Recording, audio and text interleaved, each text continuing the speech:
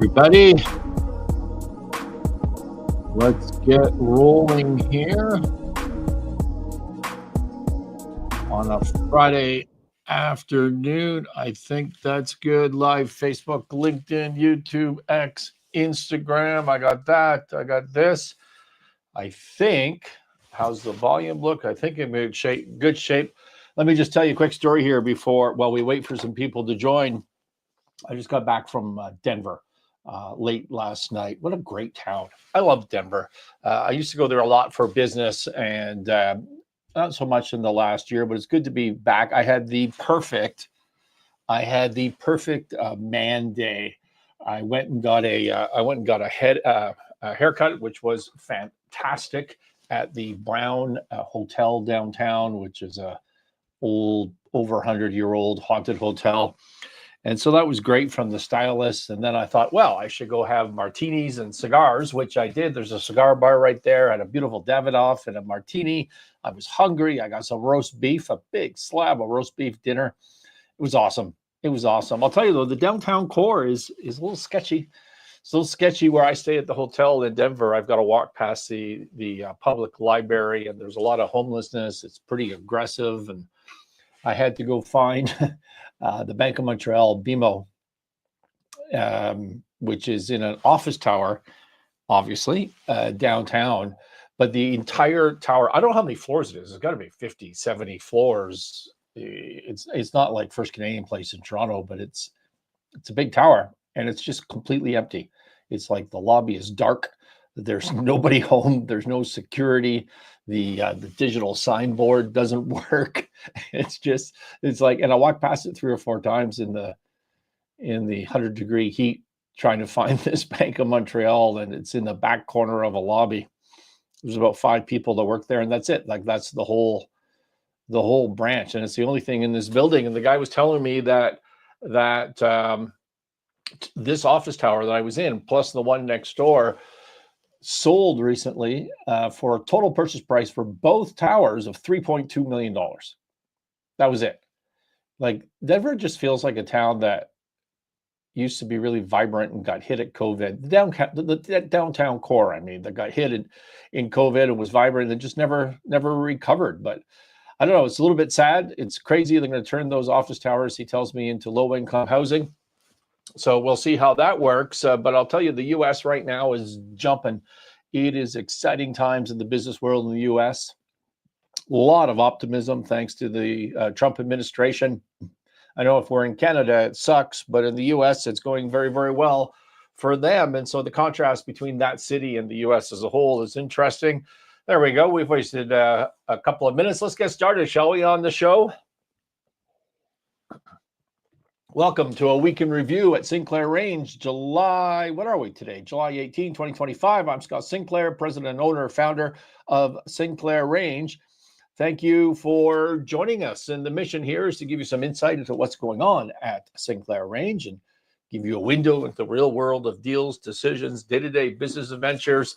And we're going to cover our usual segments today: lessons learned of the week, interesting file or deal of the week, struggles of the week, my musings for the week. And that's what this show is all about. I have decided I should probably do these shows on Mondays when I'm in a better mood, rather than Fridays when I'm just feeling like beat up from everything from the week and I'm in a lousy mood. But we will see.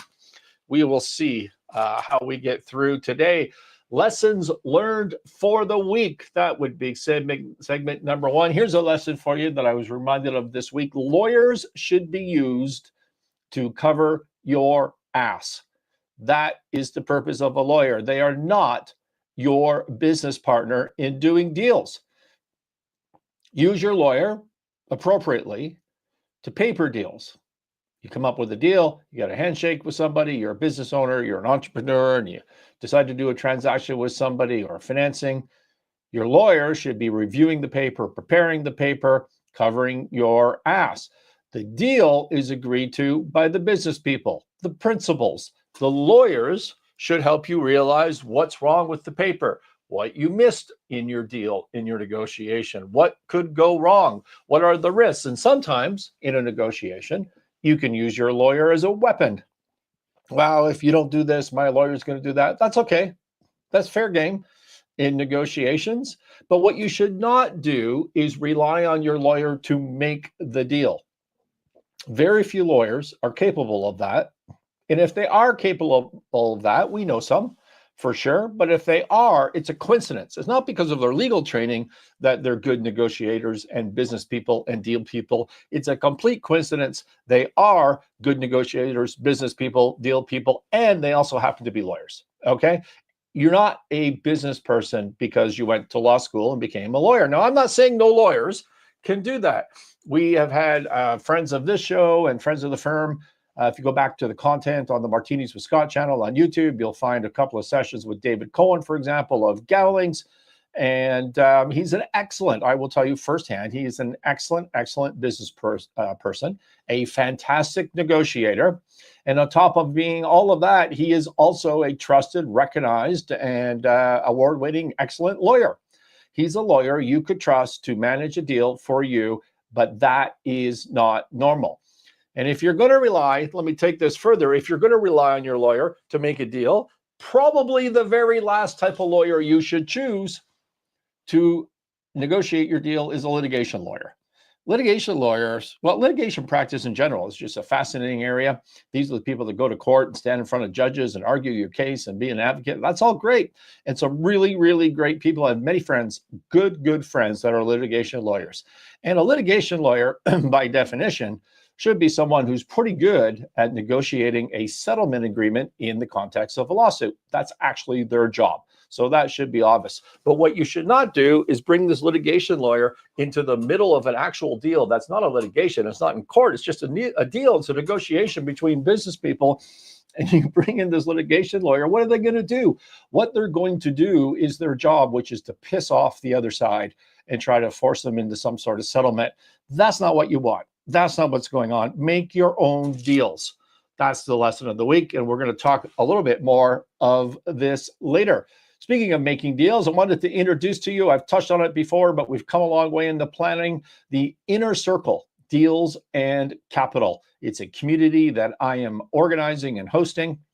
If you're raising capital, structuring deals, navigating tough business challenges, this community is for you. The Inner Circle is a free, private, bi-weekly Zoom meeting live where I'll be present, and other founders, executives, and professional advisors will come together to pitch, share challenges, get feedback, sharpen their strategies.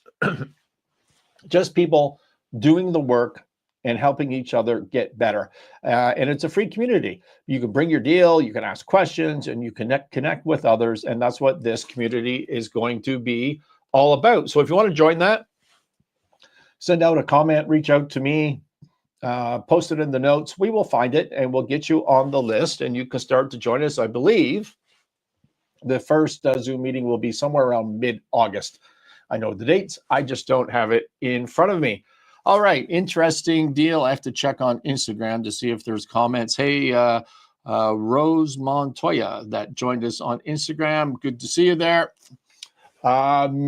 Interesting deal. File of the week. We are working on a bridge loan for a Canadian oil and gas company. It's been active. Well, it's been active for the past couple of weeks, but I've been busy on it this week as well. It's a $15 million bridge loan, and it pays back in about 6 months, somewhere in the range of $18 to $20 million. So there's a $3 to $5 million profit on this bridge loan. As I said, in 6 months. So that's just fantastic. And the bridge lender will be first secured on what is appraised to be somewhere in the range of $750 million of asset value. So it's pretty highly secured. And we're doing that. It's interesting. The overseas principals have put about $750 odd million. That's coincidence. The number's the same, but somewhere large number of debt into the company to fund it, even though it's a public company or was a public company. And that's first secured, that debt. And what we're able to do is carve out a piece of that first secured position and assign it to the bridge lender so that they become first secured and then subordinate and postpone everybody else. So kind of a tricky little structure. but it's a way to jump into first place on the security value. Just looking for comments over here, not seeing any on the security value. And so that's a deal that we're working on. By the way, it's paying a huge referral fee, $150,000. These are Canadian numbers. If you know somebody that might be interested, if they happen to close the deal, there will be a significant referral fee on that. Just reach out to me if you want to know. It's cool, the events of default, the remedies for an event of default, like if you don't get paid back, the bridge lender doesn't get paid back. We've already pre-negotiated those. They're very favorable to the lender. And so I just think this is a terrific deal. And I think it's going to be well received by the market. And there's also there's tax losses of $1 billion that we're trying to figure out what to do with. So those are definitely an asset that is a value as well. So that's the interesting deal of the week, struggles of the week, segment number 3. The last 2 weeks, we've been talking about a situation, a deal where we're selling a piece of real estate, an industrial property that was supposed to close this week. We started talking about it on this show a couple of weeks ago. And, you know, it's important to our future strategic plans. It's not critical, but for today, but it is important. And as a reminder, if you haven't been paying attention to the show, the real estate we are selling is an industrial building, and it used to be full of manufacturing equipment. And originally in the discussions with the prospective purchaser, they were going to do us a favor, and they were going to get rid of all the equipment, which really isn't worth anything anyways. We had appraisals of $20,000. We had appraisals of, you pay us $50,000 and we'll come get rid of it for you. So a negative value. Like, we're not talking something that's really worth anything. But so originally we were talking about the buyer getting the equipment, and then the deal was not firm. And we learned and figured out that the equipment was really properly, there was a first lien on it, not just from Sinclair Range, but from the government for taxes that were unpaid. And so we had to liquidate it, obviously, and we had to use whatever we could to properly give it to the government. We couldn't just give away their assets to somebody else. And so that's what we did, obviously. And then after that, the deal went firm, and so there were no assets really left in the building at all. And again, we're not talking much money here. And so I mentioned as a struggle a couple of weeks ago that what did they do right away after going firm is they had their litigation lawyer reach out and say, hey, that equipment was supposed to be ours, even though it wasn't there when they went firm. And so the update last week, you may recall, as we gave our backstory on this, and the issue seemed to have gone away. And I pointed out, which I still believe, but I pointed out last week that when you're in the middle of complicated transactions, there's a million moving parts, and there's 1,000 things that will go wrong right before closing, and that 998 of those things will just take care of themselves. And then there'll be 2 real issues. And this issue seemed to have disappeared and gone away on its own. Well, I was wrong. I was definitely wrong about that. We didn't close. The buyer failed to close this week. 2 days before, don't hold me to the exact timeline on this, it's been a busy week, but 2 days before closing, they sent a legal letter saying that we sold the equipment, that we broke the contract, which, is nonsense, as I just explained, and that they wanted a 2-month and they want a 2-month extension. So that would take you to mid-September, because their financing is in jeopardy because we sold the equipment. Or there's no equipment there, and they thought there was equipment there. They toured the place before they went firm, like literally the day before. They knew that it was all gone. So that's just complete BS. Anyways, they said their financing's gone. They want an extension. So I said no. But I did say, look, if you want, by the way, I'm communicating this through our lawyer because nobody will talk to me one-on-one. They want to talk through lawyers. I said, if you want to talk business person to business person and have an honest conversation about whatever struggles you're having as a buyer, I'm a pretty creative person. I'm a pretty receptive person. Maybe I can help you out with that. Call me, but I'm not going to go through threats from a litigation lawyer. That's just not going to happen. That's not the way that I operate. And so then they don't call me. There's a bunch of other nasty letters coming back from their litigation lawyer. And then about a day before closing, again, don't hold me to the exact timeline, but they send I didn't even look at the email, but my lawyer tells me they sent us a picture of a certified check for the full amount of the closing proceeds.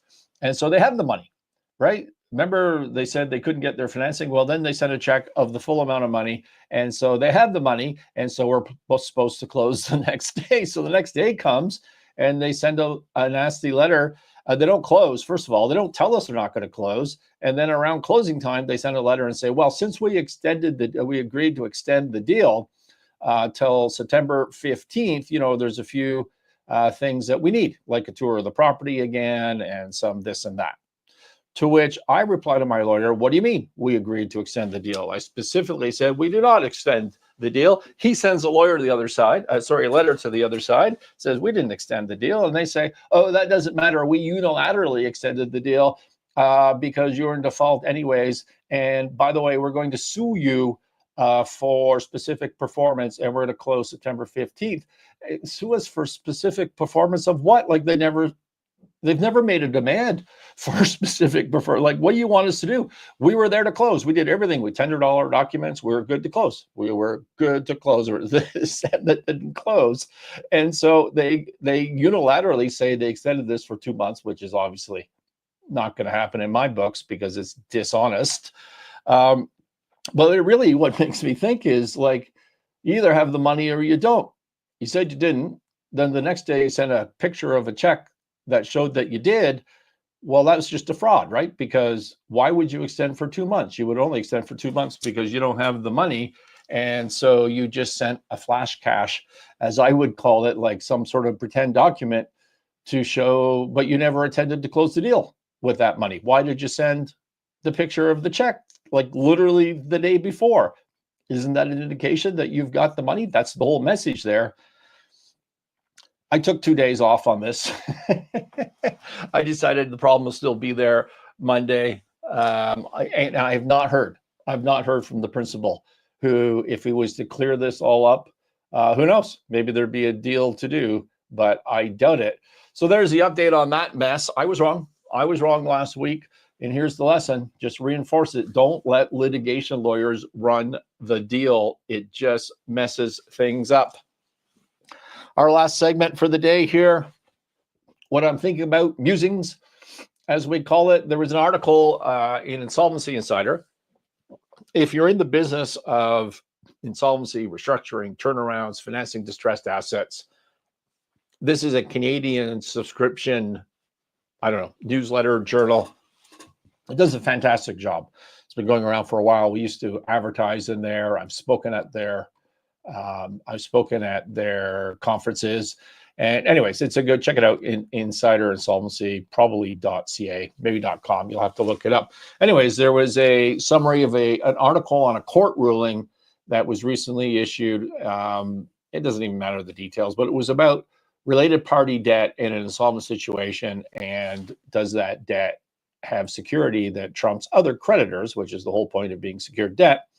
The details aren't important, but what it reminded me is a very important content that I've done in the past, some of my most popular, and advice that I regularly discuss with clients. And specifically, if you're an entrepreneur, a business owner, you wear many, many different hats. You have different positions. You're a shareholder, you're a director, you're an officer, you're an employee, and you may be a lender as well. And every one of those roles is unique. That has different rights and different obligations, and you need to think about them separately. They are separate roles under law. And so, for example, back in the day before I was doing video content, I was writing blog posts, and one of the most popular back then was Shareholder Loans Are Loans, was the title of it. And the simple premise of the article was that if you're going to lend your business money, and that could be writing a check, it could be deferring salary, it could be deferring expense collection, like whatever. If you're going to create a shareholder loan, treat yourself as an external lender. Document your advances, write a proper loan agreement, charge an interest rate, even if you're just capitalizing the interest, register security, enter into a general security agreement, and treat yourself as if you were an external lender. Do all of that at market value. Don't do it below market value because you think, I'm a shareholder. It's my business anyways. I don't need to charge myself market interest. Do it at market value. Don't do it above market value because you're not trying to suck value away from other unsecured creditors and stakeholders. That's also not the point. Treat yourself as a third-party external lender. And if you do that and you get into trouble with this business and you end up in court, you will have a paper trail of having acted reasonably as a lender, and you have a much better shot at having that security survive. And, obviously you want to talk to your lawyer about that. The guy who's in charge or the gal who's in charge of covering your ass, do that. Okay. But my advice to you is always think about your different roles, their rights and their obligations separately. And if you're lending your business money, document it as if you were a third-party lender.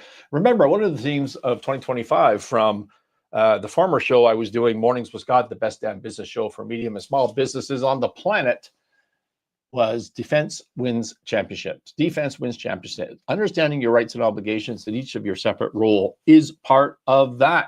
All right, let's wrap this up on a July Friday afternoon. Thank you for listening. This has been the week that has happened at Sinclair Range. Thanks for all the kind words from those that have commented and liked the show. If you want to be part of the insider circle, the whatever we're calling it, the deal community, please reach out to me and reach out to us in the notes or by email if your business is going through a transition. We exist at Sinclair Range to help you navigate high growth, financial distress, and just doing deals in general. Thank you, and we will talk next week. It'll probably be pre-recorded again because I'm off to a golf tournament, but I'll probably be able to bang this out pre-recorded on Thursday for you. So look forward to that next week. It was good to be live with you. Thank you for listening.